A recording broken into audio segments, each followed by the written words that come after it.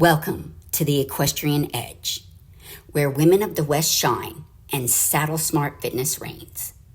I'm Brandy Bratton, founder of Equestrian Edge Fitness.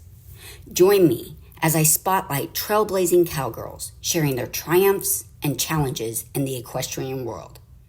Discover how my unique blend of horse-savvy workouts can boost your performance both in the arena and beyond.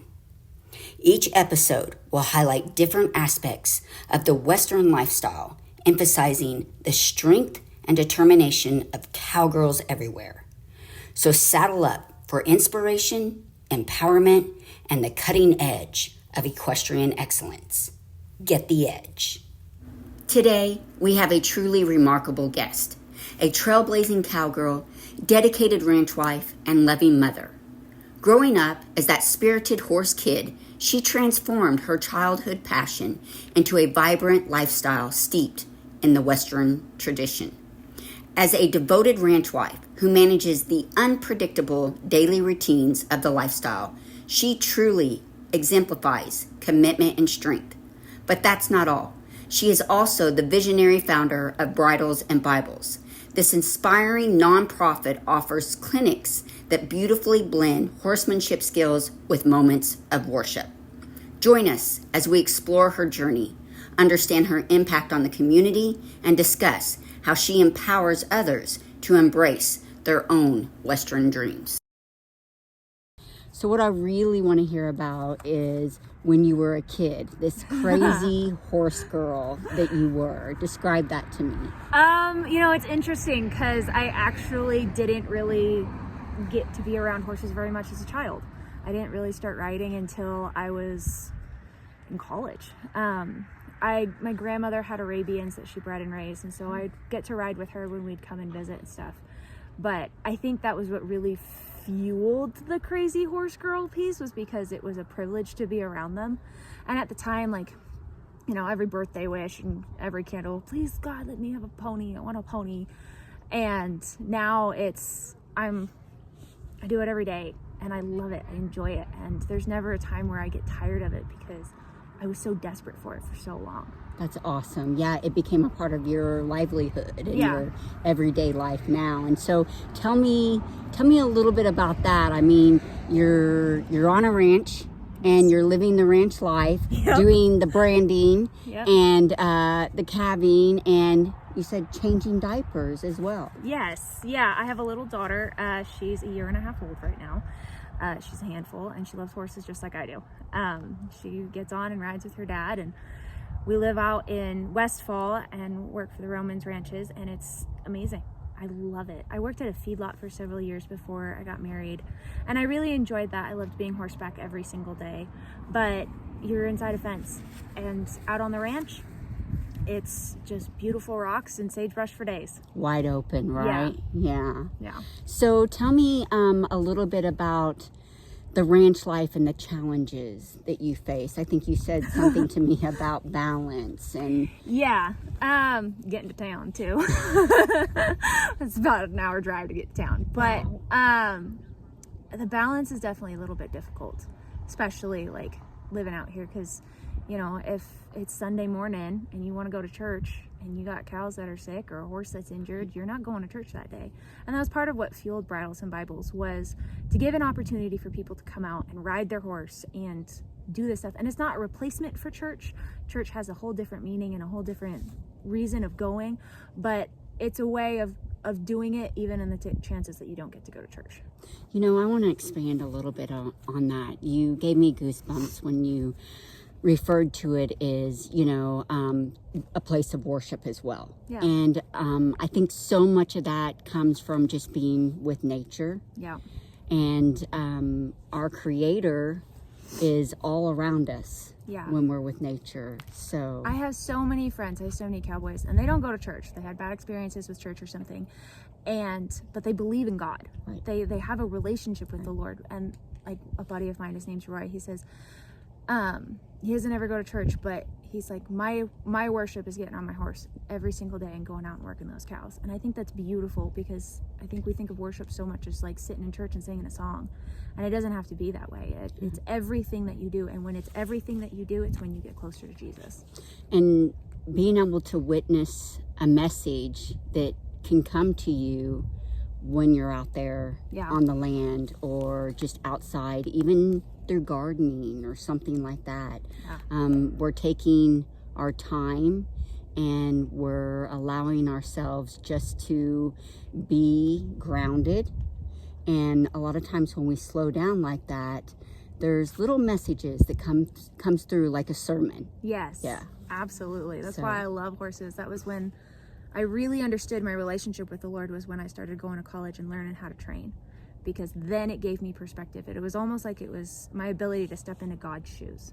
And then I was like, oh, this is how relationship with you works the same as me working with this horse, putting him in uncomfortable situations and helping him get through it in order for him to grow and learn.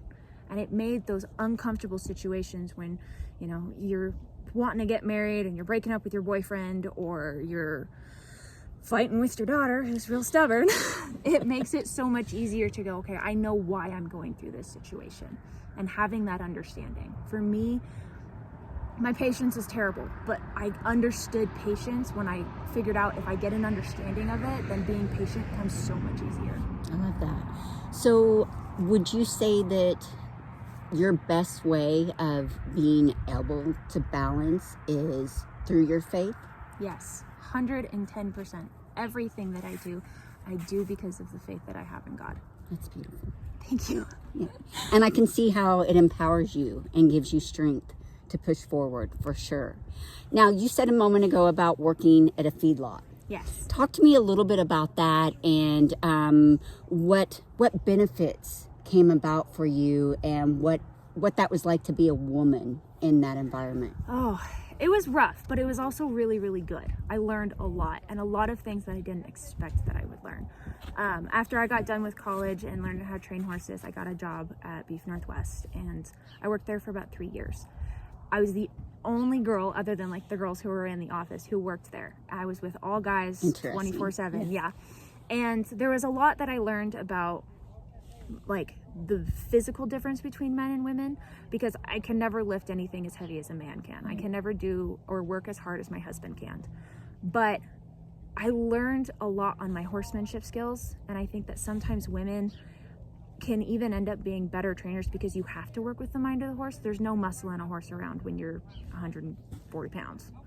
So that was really, really awesome. And then I loved getting to learn and work with men, because it made me learn about men and how they work and how their brains function. And that to me was a blessing that I never saw coming. And do you mean specifically like in that environment?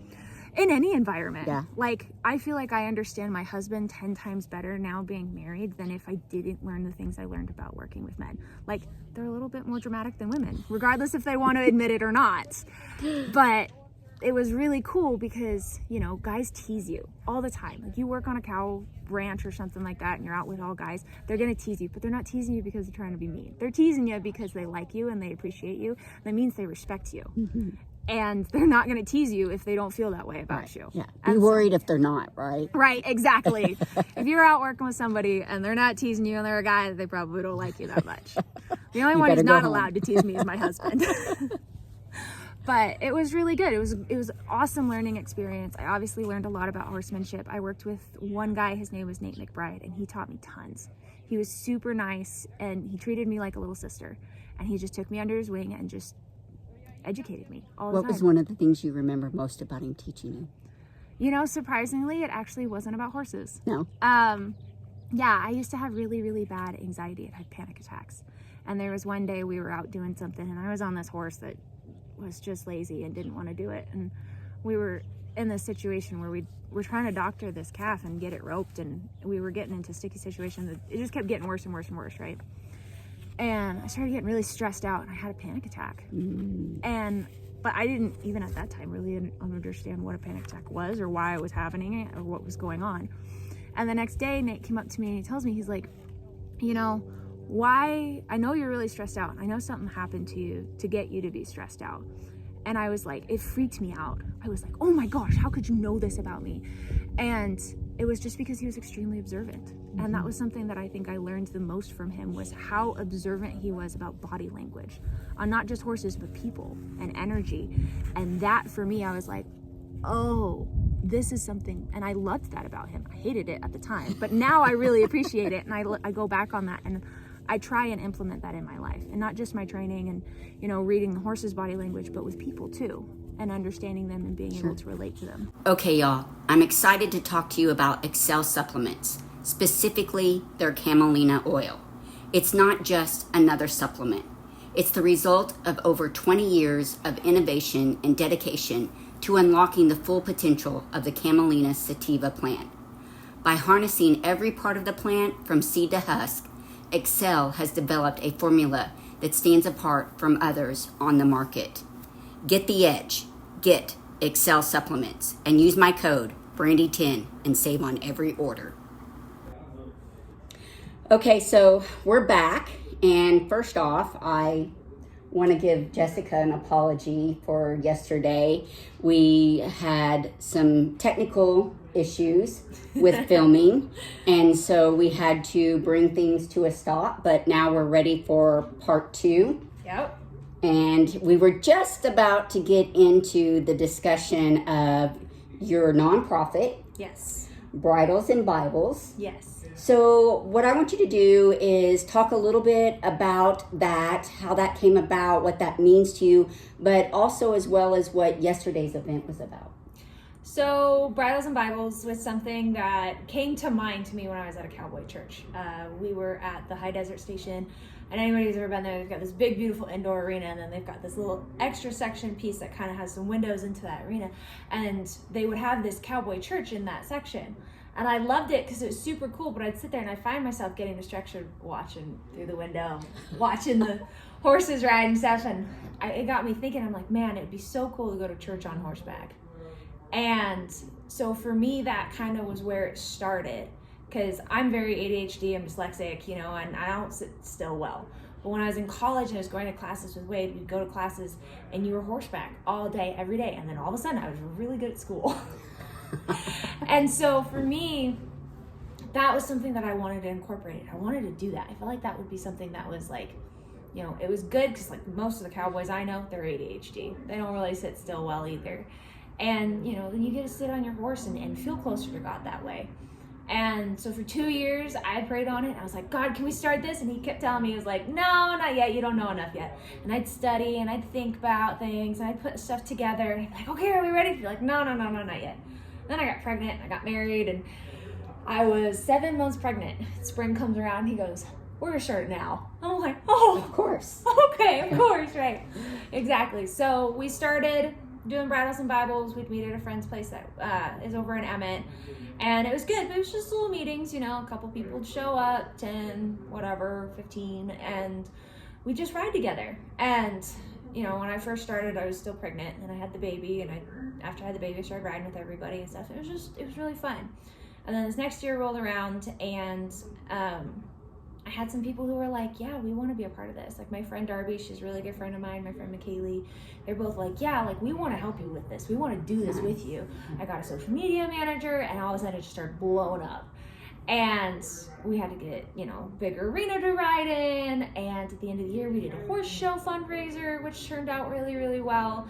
And now things have just like skyrocketed. And it's awesome to be able to sit down and ride your horse and talk about Jesus and compare the relationship of horsemanship with Jesus's relationship. And for me, like that was when I started to understand my relationship with God. I grew up as a Christian, we'd go to church and stuff, but I wasn't like, oh yeah, I get it.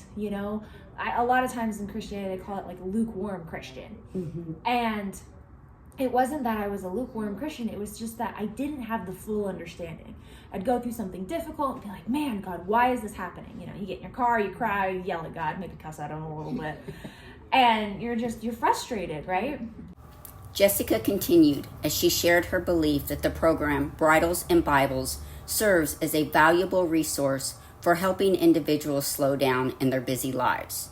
This initiative is specifically designed to connect horse enthusiasts with spiritual growth, creating a unique blend of faith and passion for horses. And I had the opportunity to witness this firsthand during the previous night's clinic held at One Main Ranch. The guest speakers for that night were a father and son duo, Chris Buller and Garin Buller. Both took their turn at guiding everyone through a heartfelt worship session that emphasized the importance of building trust with both God and horses, intertwining lessons from horsemanship to spiritual teachings.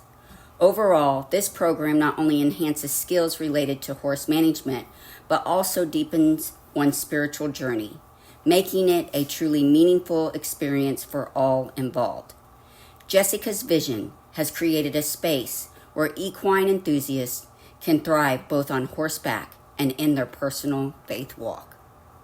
Now it's time to talk fitness, specifically equestrian edge fitness. Yes. That you and I participated in together. We did a virtual session. Yes. And you have my volume 1 of the Equestrian Edge. So can we talk a little bit about that? Dude, I loved it. It was so great. I love that you loved it. No, I really did. I'm not just saying that either. I'm not like, oh yeah, let me just toot your horn here real quick. No, it was great because, when I first started riding and kind of working with clients and stuff like that, we talk about body language, right? Horses speak body language. In order to speak body language, you gotta use your body, man. Right.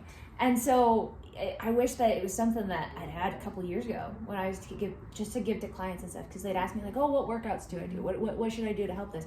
I'm not a fitness trainer. I didn't know. I was like, well, I do this and this sometimes, but I don't really know. And so having that availability to like say, here's a workout, and then not have it just be like, oh, it's a 3-hour workout and you got to do all this stuff. Like, we don't have time for that. Right, exactly. Right. I work. We got horses to ride. We got stalls to clean. Exactly. Like you're already exerting a ton of physical energy and stuff. This just helps get those few muscles loosened up and then strengthen the small ones that you really need to work on. I love that. I love that it was just right there. It was exactly what you needed. It's full body. You can do it in your boots, Right. That's perfect. And it's something that's so desperately needed in the equine world, because I think that we work so hard on our horses' bodies. We get them chiropractic, we get them out there, we get them, exercising. Oh, they need a little bit more muscle here, we get the right feet and stuff. We don't think twice about our own bodies, though. If you're seeking to gain an edge in your riding skills and enhance your performance in the saddle, my full body workout program is tailored just for you. Equestrian fitness is essential for riders who wish to elevate their abilities. This comprehensive program focuses on building strength, stability, and flexibility, which are crucial components for effective riding. Each workout targets major muscle groups while emphasizing core strength, vital for maintaining balance on horseback. You'll engage in a variety of exercises designed specifically for equestrians, ensuring that each movement translates to better performance and control. This concludes today's episode with our guest, Jessica Merrifield, who I will be inviting back. Her journey continues to inspire, and her light continues to shine on to so many.